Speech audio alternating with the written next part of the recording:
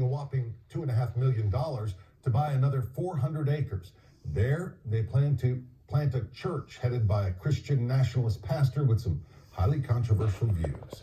And that is where our chief investigative reporter, Phil Williams, continues this important investigation. Phil. Rory, last fall, we told you about the two podcasters at the forefront of the Christian nationalist effort in Jackson County, including that pastor who want to cancel the civil rights movement. They also want to take away women's rights to vote. And as we've now discovered, they're also keeping company with people and espousing views that critics call anti-Semitic. Well, hello and welcome to Contramundum. I'm Andrew Isker and this is CJ Engel. Pastor Andrew Isker and his sidekick CJ Engel are attempting to build a right-wing podcasting business, now operating out of this office space owned by developers trying to build a Christian nationalist community here in tiny Gainesboro, Tennessee. Today we will be talking about one of the great American heroes of the 20th century, Charles Lindbergh. Here in a recent show, they discussed the work of famed aviator Charles Lindbergh, who opposed U.S. entry into Europe's war against Adolf Hitler. Lindbergh faced a public backlash after he blamed Jews and what he saw as Jewish-controlled media for pushing the nation into war. We tried to provide a convenient venue for views that are excluded, important, controversial views that are excluded from the mainstream media. Their guest defending Lindbergh, American technology entrepreneur Ron Unz, runs a controversial website that publishes often vile white supremacist and anti-Semitic screeds, including articles mocking the murder of millions of Jews at the hands of the Nazis. One article argues that the Holocaust narrative must be turned on its head. Instead of the world apologizing to Jews for not having done enough to prevent the evils of Nazism, Jews need to apologize to the world. Ron Unz is an idea man, and unfortunately, the vast majority of his ideas are anti-Semitic.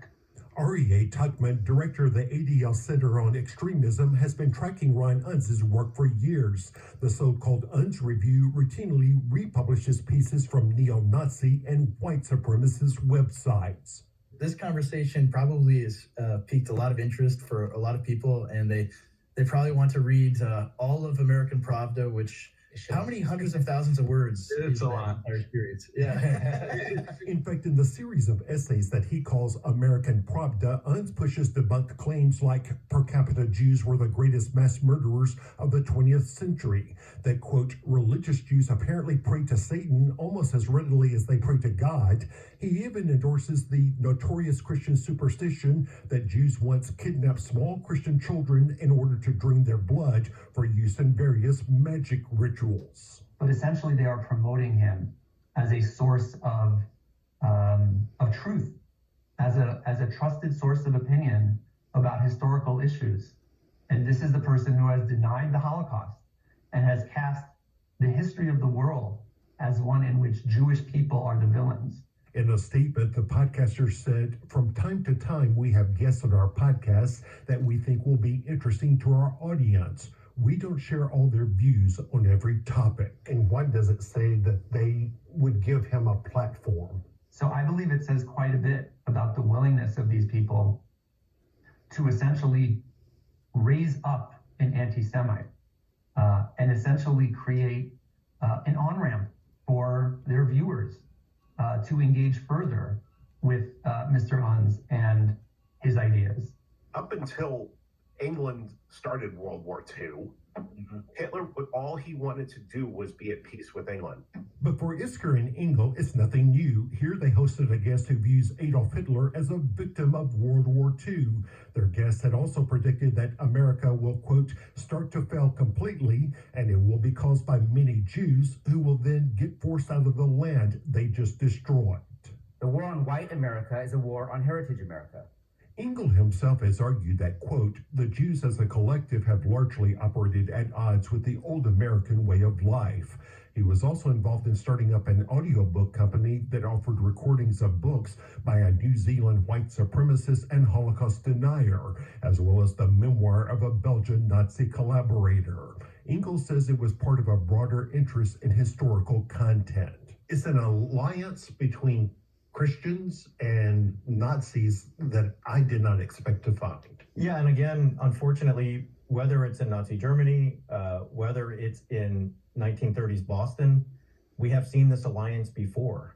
Dr. Brentley Onishi is a religious scholar and author of Preparing for War, The Extremist History of White Christian Nationalism and What Comes Next.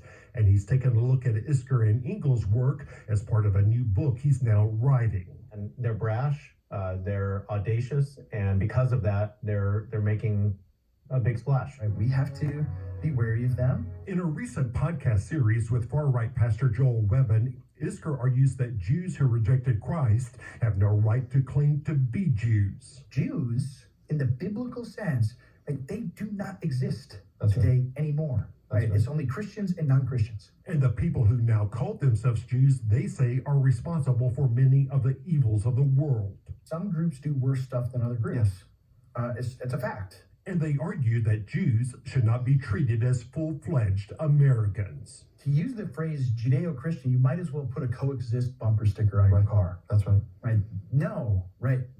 This country belongs to Jesus. Right. Right. Unfortunately, we've seen this theology in the past in this country, and it's KKK theology. Onishi says that's an attitude that helped fuel anti-Semitism and violence against Jewish people in the last century and in more recent times. So when I hear Engel and Isker talking about there are no more Jews and there are no more need for the Jews and Jesus was the last one, I unfortunately hear the echoes of that theology, not only in Christian history, but also in American history. Now, they will say, you know, we do not believe in treating them badly. They just don't deserve a seat at the table in America. No, it's Christ's kingdoms, right? The kingdoms of this world becoming the kingdoms of our It's Lord Jesus Christian Christ. nationalism, not Judeo-Christian nationalism. Yeah. It's hard to say in one breath that we don't want to treat somebody badly, and then in the other breath to say, but you don't deserve a seat at the table. If I'm setting the table for Christmas dinner and I say to everyone, I don't want to treat anyone here poorly, but you and this group are going to sit with me at the table and we're going to enjoy our dinner. And you and that group are going to go sit on the floor and unfortunately not be able to participate. I think that would be considered treating one of those groups pretty badly. It appears that we are at a moment where it is increasingly socially acceptable to question the right of Jewish people to be full participants in American society. And Tugman says what these people are trying to do here in Gainesboro should be a wake-up call for the rest of America. To the extent that they are doing that they are marginalizing, that they are demonizing American Jews, is something that we all as a society need to be on the lookout for and push back against. In a written statement, Isker and Engel emphatically denied any accusations of anti-Semitism on their part, claiming that Pastor Isker's views about Jews follow, quote, historical Protestant theological tradition, a claim that a lot of Protestants would dispute. You can see their full statement at newschannel5.com. This small town, Gainesboro, I know you spent some time there. Quiet little town, barely 1,000 people, I think, population, but you found some community members are pushing back, right? Yeah, we recently went back and take a look at this. Outside one popular downtown restaurant, we found this sign. It reads, "We already have a beautiful town. We don't need you to build us a new one." Obviously, no mistaking the message there. The problem is they're obviously up against people with a lot of money, $2.5 million we saw, and that's why we plan to return to Gainesboro here in the coming weeks to see how the people are reacting to what's happening in their community. They need to know. We all need to know. Bill, we'll keep following it. Thank you. All right, we want to turn to a live look from our Skynet camera in Hopkins.